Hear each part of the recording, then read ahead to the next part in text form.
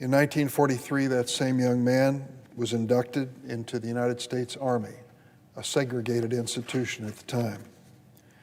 He landed in Normandy within days of D-Day.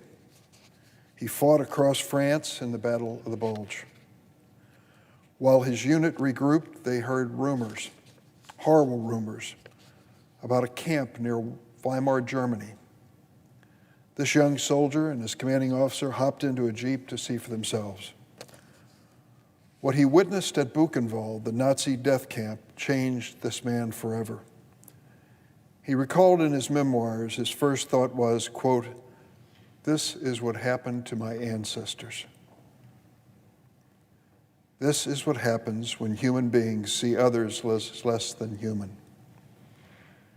And then he made a vow to himself. He said, and I quote, "I made an emotional decision that when I returned from the Army, the rest of my life would be spent trying to make the place where I live and the bigger world a place where all people could have peace and justice." That soldier's name was Samuel Black. He kept that vow faithfully for 76 years. Tim Black was a foot soldier for justice. He died last week at the age of 102, living in the neighborhood that had been his home nearly all his life, a place that he personally called a sacred ground, the South Side of Chicago. His passing is our loss, our city, our state, and our nation. If you're not from Chicago, you may not know his name, but we all live in an America that is better because Samuel Black helped shape it. He was a living link to some of our nation's worst sins and our greatest achievements. All four of Tim Black's grandparents were born into slavery. When he was 1 year old, Tim Black and his parents left Alabama and the terrorism of Jim Crow and headed to Chicago, part of the first wave of America's Great Migration. They settled on the South Side in a then segregated neighborhood known as Bronzeville. After he served in World War II, Tim Black returned to Chicago. He graduated from Roosevelt University, earned a master's degree in history from the University of Chicago. Taught history in Chicago public schools in 1955 when he heard a young minister speaking on television. He was so moved that he decided, at his own expense, to fly to Montgomery, Alabama to meet this man, a man by the name of Martin Luther King, Jr. In 1963, Dr. King and the great African-American labor leader, A. Philip Randolph, called on Tim Black. They asked him to organize Chicago's contingent to come to Washington for the Great March on Washington. Three years later, Tim Black asked them to return the favor, and he persuaded Dr. King to bring his campaign for racial justice to Chicago. Together, they pressed for an end to discriminatory housing laws that squeezed many of the city's black residents into overpriced ramshackle apartments in unsafe, segregated neighborhoods with few jobs and failing schools. In 1975, after decades working at high schools, Tim Black became a professor of sociology, anthropology, and black history in what is now known as Harold Washington College. He was the griot of Chicago, who preserved the rich history of the Great Migration in Bronzeville. He was also a brilliant political strategist who understood how to use his power to help others. So in 1982, Harold Washington, who had been his friend since they were children, was representing their neighborhood in the U.S. House of Representatives.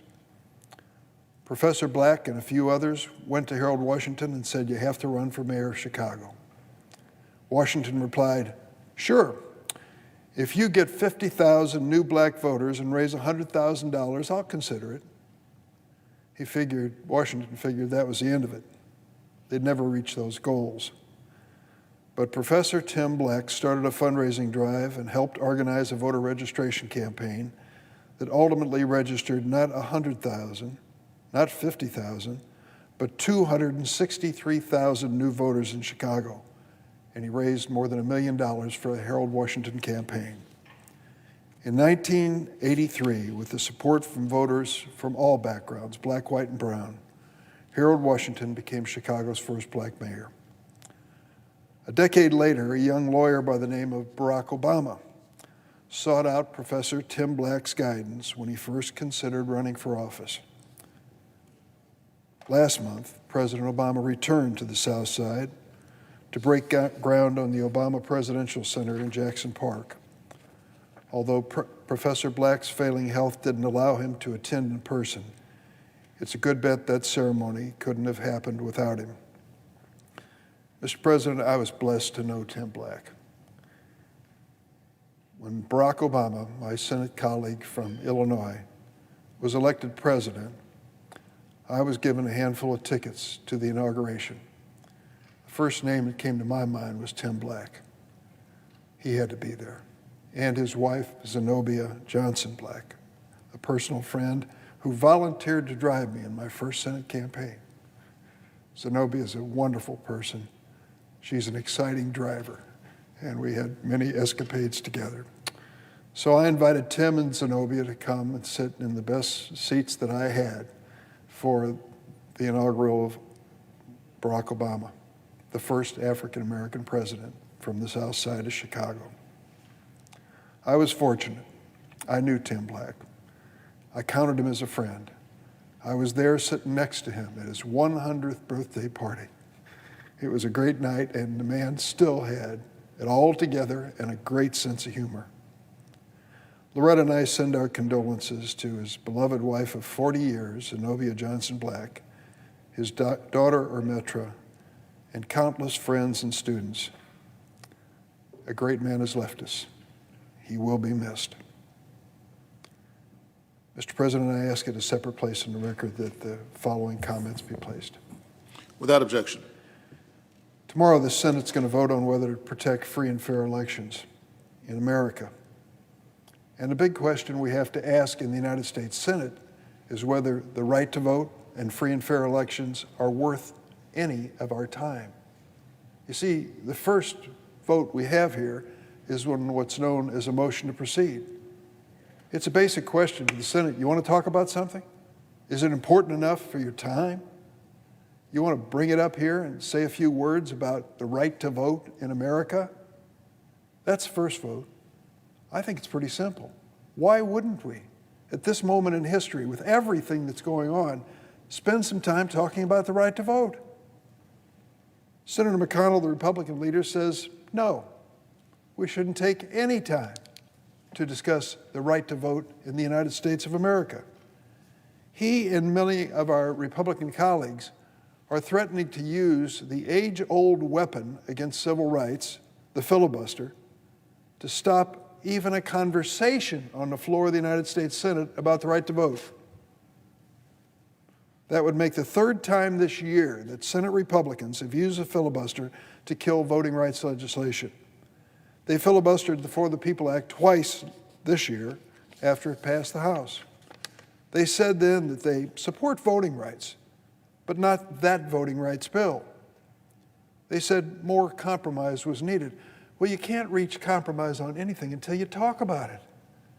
And we're going to have a motion to proceed to talk about voting rights on the floor of the Senate tomorrow. So if they want to offer a compromise, if they want to get into a conversation or a debate, that's the moment. This empty chamber, I wonder sometimes why we leave it the way it is. This would be a great meeting hall. We could rent it out for wedding receptions and have something productive happen on the floor of the United States Senate. But instead, this empty chamber, day after day, finds ways to avoid the important issues of our time. That's sad. There are very few of us who've been given this great honor and opportunity to serve in the Senate. We're supposed to come and talk about the things that matter in America. Isn't the right to vote one of the most important things that matters in this country? The Freedom to Vote Act is a compromise itself. It's based on a set of principles offered by Senator Manchin of West Virginia. Now, Senator Manchin's not concealed the fact that he didn't agree with the original bill, but in fairness to him, he sat down in good faith and bargained a compromise bill. He's worked exhaustively for months with Democrats, Republicans, and independents to find some common ground. I salute him for that. That's what we all should be doing. The Freedom to Vote Act includes reasonable national standards for a voter ID. Now, that's a big concession from the Democratic side because although many of our states have a voter ID, many do not. And we believe in some cases in the past it's been abused. But the fundamental concept of a voter ID, I don't have any objection to, as long as it's managed and administered fairly, and that's what we're setting out to do. So if our Republican colleagues are really worried about election integrity and making sure voters are who they say they are, wouldn't you think that they would at least vote to start the debate on the Freedom to Vote Act? That we would have a conversation in this empty chamber that might even attract a handful of senators on both sides of the aisle to talk about the right to vote in America in the year 2021 and beyond. That just seems so basic. Well, what the Republicans say is the Freedom to Vote Act is much more than just a debate topic. It is a federal takeover of our elections. That simply is not the case. The Freedom to Vote Act does not create any undue burden on any state. Instead, it sets reasonable minimum standards for voting access in all states, including automatic and same-day voter registration, 2 weeks of early voting, no excuse mail-in voting. It establishes Election Day as a federal holiday. All of these proposals are consistent with the clear language of the Constitution. It will protect nonpartisan election officials from undue pressure and prevent politicians from overturning elections if they don't like the voters' choices. The Freedom to Vote Act also makes it harder for billionaires and powerful corporations to buy elections. Let's be real honest. Members of Congress and others run for office, set out to raise money. But the important fundraising is taking place in a mystery, in a secret, with black money and dark money that comes into an election with no indication of its source. It's going to prevent the flow of foreign money into U.S. elections. Is there anybody who wants to argue for the premise that we should allow foreigners to invest in our election results or to try to influence the electorate, sometimes with misinformation and outright lies? I don't think they have any business interfering in our election. I think most Americans agree with it. That's what the Freedom to Vote Act says. In addition to that, dark money needs to get out of politics. If you want to stand up and support a candidate, so be it. But for goodness sakes, say who you are. Identify yourself. Let the American people know who's pushing one candidate or the other. Organizations engaged in political spending will be required to tell the public who's giving them how much money. That's pretty simple, pretty obvious. There was a time when that level of disclosure was supported by the Republican minority leader in the Senate. I remember his speech as well on the floor of the Senate. He shifted 180 degrees on the topic now. Last fall, 2020, Americans braved a pandemic to vote in record numbers. Exhaustive legal challenges and recounts seeking to validate the outrageous lie of election fraud went nowhere. Former President Trump went to 50 or 60 different courts to argue that Joe Biden didn't win the election. He couldn't produce a shred of evidence. All he had were the ramblings and gossip and fake news, if you will, on the internet. It didn't work. Rudy Giuliani came up with some harebrained schemes on behalf of President Trump. Italy-gate, that somehow the Italians had satellites that controlled America's voting machinery. Ridiculous things. When that didn't work, the former president decided he would just take over the Department of Justice. Our committee, Judiciary Committee, which we serve on, Mr. President, went into extensive investigation of that and came up with detailed information which we released to the public 2 weeks ago. And the Republicans were in on all of our investigation. They were invited to question the witnesses, to be present, to even see our majority report in advance. We wanted to make this bipartisan and fair, and we did. And what they came up with was the president's failed attempt to take over the Department of Justice to force them to go to the states and say, don't validate the 2020 election. A few people stood up and showed courage in the Department of Justice and said they were prepared to resign before they bent to the President Trump's pressure. And that was a fact. That's what we face with now. This former president still marketing his lies across America about the outcome of the 2020 election. And we will not even take the time to discuss elections and voting. The Republicans will stop us with a filibuster. Many politicians in many states continue to use the big lie of a stolen election to try to make it harder for citizens to vote in future elections. According to the Brennan Center for Justice, 19 states have passed 33 bills this year, making it harder for citizens to vote. Hundreds of similar bills have been proposed in 49 states. These proposals and laws are a dagger at the heart of democracy's leadership in this effort. He has really worked hard at it, trying to bring this matter before the American people on the floor.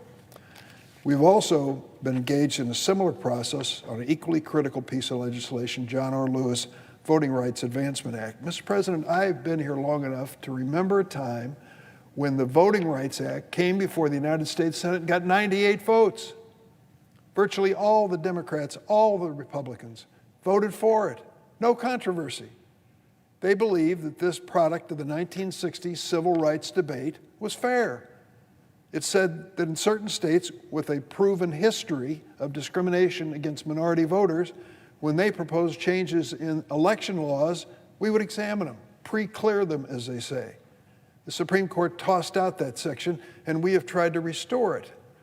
I think the Supreme Court was wrong, and maybe even naive in believing that voter discrimination could not take place in the future.